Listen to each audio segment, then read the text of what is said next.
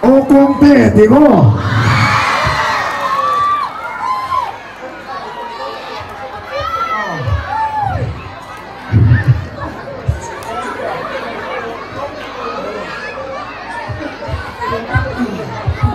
ấu con tê khá ông phải em làm về tụi là bị xe đi chú có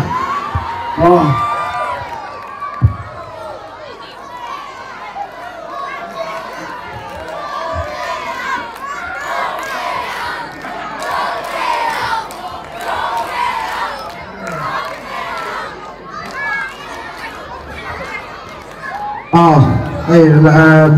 music là bằng ngành tây đầu hết ạ cho nên thì cái phát triển sẽ thế này đi đi vào nó mua lên cái gì ạ thì phát triển cái gì đấy chứ tụi nó cái ta đi ta bike mỗi tầng này lấy na bồi sa thổ tu giống giống cái biểu tượng quan trọng hiện bây giờ là một bồi giống giống thế in số hàng lòm thu cái xoay tắc đôi này thì cái xoay lên nhỉ làm việc vào đấy ô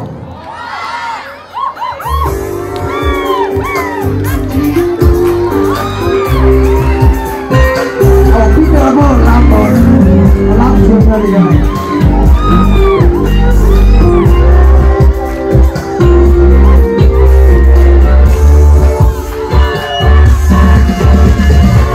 Hãy subscribe cho kênh Ghiền Mì Gõ để không bỏ lỡ những video hấp dẫn.